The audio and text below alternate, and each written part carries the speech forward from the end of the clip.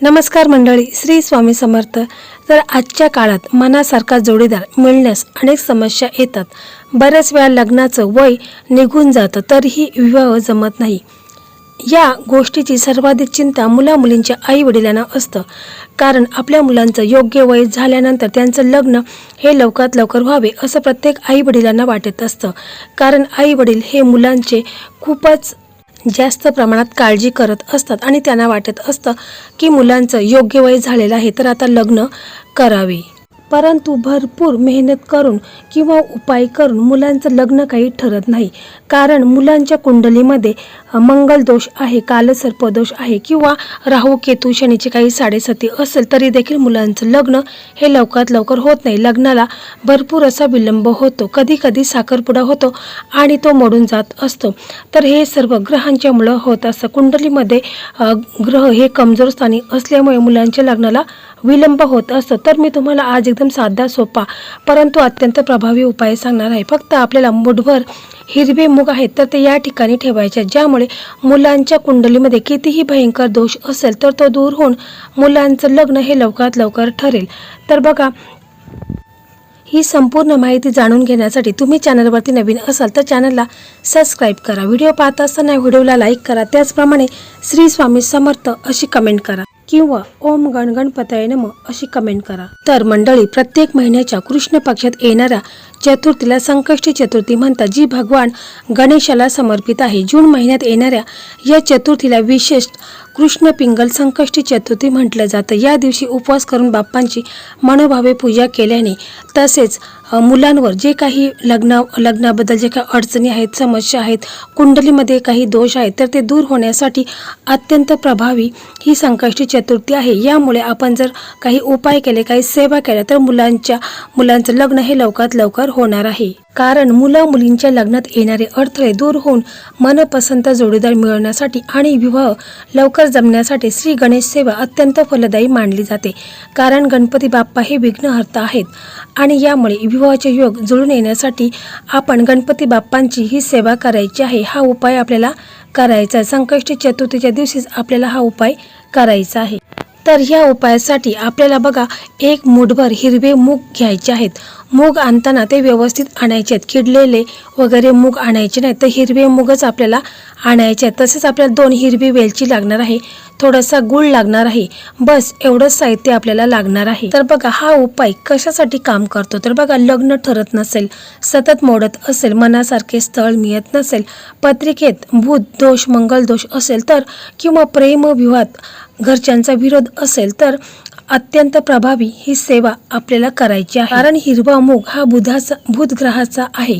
लग्न, नातं, संवाद या सगळ्यांवर बुधाचा प्रभाव असतो आणि संकष्टी म्हणजे बाप्पांचा वार, म्हणून हा उपाय लग्न जुळवण्यासाठी एकदम भारी काम करणार आहे. तर मंडळी, हा उपाय कोणी करायचा आहे तर हा उपाय स्वतः मुलाने किंवा मुलीने केला तर अतिशय उत्तम आहे. परंतु आजकाल आपण पाहत असतो मुलांना इतका वेळ नसतो, तर मग घरातील कोणत्याही सदस्याने हा उपाय मुलांच्या लग्नासाठी करायचा आहे. तर बघा, मुलाचे आई वडील हा उपाय मुलांच्या लग्नासाठी करत असेल तर त्यांनी संकष्टी चतुर्थीच्या दिवशी सकाळी लवकर उठायचं आहे, आंघोळ करायचे. आंघोळीच्या पाण्यामध्ये थोडंसं तुम्हाला गंगाजल किंवा गोमूत्र टाकायचं आहे. कारण कोणतीही पूजापाठ करत असताना पावित्र्य राखणे जितकेच महत्त्वाचं आहे.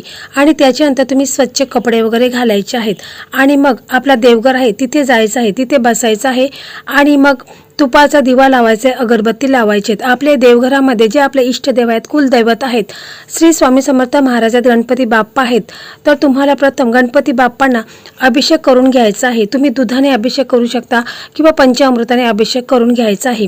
कारण संकष्टी चतुर्थी ही अधिक महिन्यामध्ये आल्यामुळे हिला विशेष असे महत्त्व आहे आणि या दिवशी आपण गणपती बाप्पांना अभिषेक करायचा आहे. तसेच तुमच्या देवघरामध्ये जेवढे देवी देवता असतील त्यांना देखील तुम्ही अभिषेक करायचा आहे. तसे तुम्हाला गणपती बाप्पांना काय करायचं आहे, लाल फुलं असतील तर ती अर्पण करायची. जसं की जास्वंदीचं फूल गणपती बाप्पांना अतिशय प्रिय आहे, दुर्वा प्रिय आहे, दुर्वाची एक जोडी आहे तर ती गणपती बाप्पांना अर्पण करायची आहे. शमीपत्र अर्पण करायचं आहे.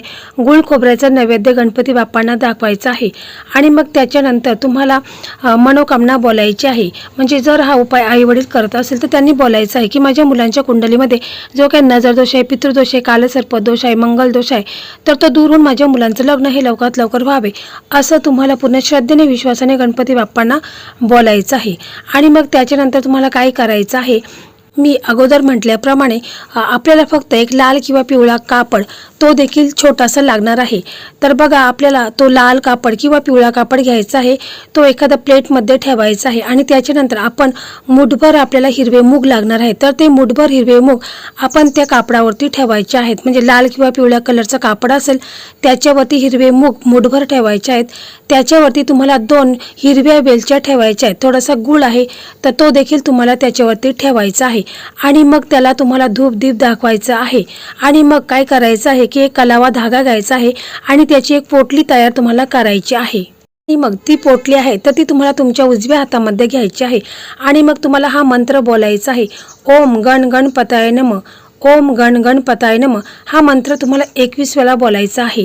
पूर्ण श्रद्धेने विश्वासाने तुम्हाला बोलायचं आहे. मंत्र एकदम साधा सोपा आहे. आणि मग तुमची मुलं जर घरी असतील तर तुम्हाला काय करायचं आहे की ही जी पोटली आहे तर ती मुलांना तुम्हाला देवघरासमोर बसवायचं आहे. आणि मग ही जी पोटली आहे तर ती मुलांच्यावरून 7 वेळा तुम्हाला उतरून घ्यायची आहे. म्हणजे घड्याळाच्या उलट्या दिशेने तुम्हाला मुलांच्यावरून 7 वेळा ही पोटली उतरून घ्यायची आहे. जेव्हा आपण ही पोटली उतरून घेत असतो तेव्हा तुम्हाला बोलायचं आहे की माझ्या मुलांच्या कुंडलीमध्ये जे काही नजरदोष आहे, पितृदोष आहे, कालसर्पदोष आहे तर तो दूर होऊन माझ्या मुलांचं लग्न हे लवकरात लवकर व्हावे असं तुम्हाला बोलायचं आहे. किंवा जर तुमची मुलं घरी नसतील तर मग तुम्हाला मुलांचा फोटो असेल तर त्या फोटोवरून देखील तुम्ही ही जी पोटली आहे तर ती 7 वेळा उतरून घ्यायची आहे. किंवा मुलांना तुम्ही व्हिडिओ कॉल देखील करू शकता. व्हिडिओ कॉल केला तर तरी देखील तुम्ही मुलांच्यावरून 7 वेळा ही पोटली उतरून घ्यायची आहे. आणि मग त्याच्यानंतर तुम्हाला काय करायचं आहे की तुम्हाला सरळ गणपती बाप्पांचं मंदिर जिथे कुठे असेल जवळपास तर तिथे तुम्हाला जायचं आहे. त्याचबरोबर तुम्हाला काय करायचं आहे, तुमच्याकडे दुर्वा असेल तर दुर्वाची एक जुडी घ्यायची आहे. लाल फूल घ्यायचं आहे, म्हणजे जास्वंदीचं लाल फूल घ्या.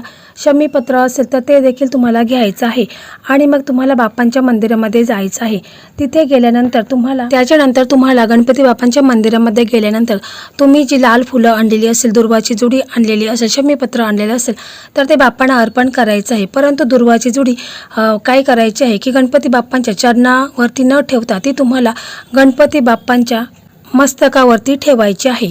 त्यानंतर आपण जी हिरव्या मुगांची पोटली आणलेली आहे तर ती तुम्हाला गणपती बाप्पांच्या चरणापाशी ठेवायची आहे. थोडा वेळ तिथे ठेवायची आहे आणि गणपती बाप्पांना स्पर्श करूनच आपल्याला ही पोटली घ्यायची आहे. कारण बाप्पांचा हात लागला की उपाय 100 पट ताकदीने काम करत असतो.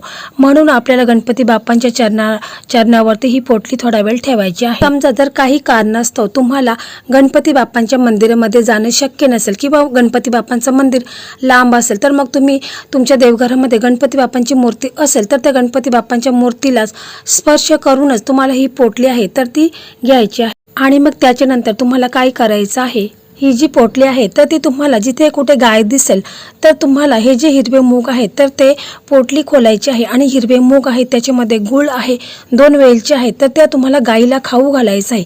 कारण बघा अधिक मास सुरू झालेला आहे आणि गाईला आपण ही जे हिरवे मूग आहेत, 2 वेलची आहेत, गूळ खाऊ घातलं तर मुलांवरचे सर्व संकट आहेत तर ते दूर होणार आहेत. कारण गाईच्या पोटामध्ये 33 कोटी देवी देवता आहेत आणि ह्या हिरवे मूग आहेत तर ते 33 कोटी देवी देवतापर्यंत पोहोचणार आहेत. आणि मुलांचे सर्व विघ्न आहेत ते देखील दूर होणार आहेत. मुलांच्या लग्नात जे काही अडथळे आहेत, कुंडलीमध्ये काही दोष आहेत तर ते देखील दूर होणार आहेत. फक्त तुम्हाला गाईला हे हिरवे मूग आहेत तर ते खाऊ घालायचे आहेत.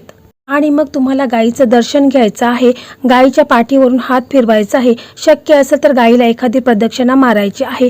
आणि जर हिरवा चारा वगैरे असेल तर तो देखील तुम्ही गाईला खाऊ घालायचा आहे. बघा आपण ही जी पोटली आहे तर ती मुलांच्या वरून का उतरवायची असते, तर बघा मुलांच्या लग्नात येणारे अडथळे आहेत, नकारात्मकता आहे, लोकांची वाईट नजर आहे, दुष्ट बंधन असेल तर ते निघून जात असतात. म्हणून आपण ही जी पोटली आहे तर ती मुलांच्यावरून 7 वेळा उतरून घ्यायची आहे. तसेच बघा तुम्हाला 4 संकष्टी चतुर्थी हा सलग तुम्हाला उपाय करायचा आहे. जर महिलांमध्ये काही प्रॉब्लेम आला तर ती चतुर्थी तुम्ही सोडून द्यायची आहे आणि पुन्हा तुम्हाला चतुर्थीचा उपवास देखील तुम्हाला करायचा आहे. आणि 4 चतुर्थी तुम्हाला नक्कीच करायचं आहे. बघा श्रद्धा आणि विश्वास यामुळे बघा 100% रिझल्ट तुम्हाला पाहायला मिळेल. हा उपाय करताना कोणालाही सांगायचा नाही, गुप्त उपाय तुम्हाला करायचा आहे. ज्यावेळेस मुलांचं लग्न होईल त्यावेळेस तुम्हाला हा उपाय दुसऱ्या कोणाला सांगायचा आहे. परंतु परंतु अगोदर हा उपाय कोणालाही सांगता कामा नये, कारण यामुळे बघा उपायाचा असर होणार नाही. तुम्ही जर उपवास पकडला असेल किंवा नसेल तरी देखील तुम्हाला या दिवशी हिरव्या मुगाची खिचडी ही अवश्य खायची आहे. म्हणजे जी व्यक्ती हा उपाय करणार आहे त्या व्यक्तीने हिरव्या मुगाची खिचडी खायची आहे. तसेच बघा या संकष्टी चतुर्थीच्या दिवशी तुम्हाला खोटं बोलायचं नाही, इतरांना तुम्हाला उलटसुलट उत्तर द्यायचं नाही. तसेच तुम्हाला या दिवशी नॉनव्हेज खायचं नाही, मद्यपानी करायचं नाही. शक्य असेल तर उपवास अवश्य तुम्हाला पकडायचा आहे.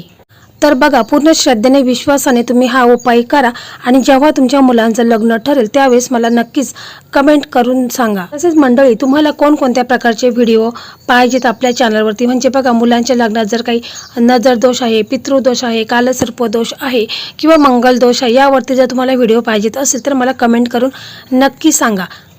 श्री स्वामी समर्थ. जय जय स्वामी समर्थ.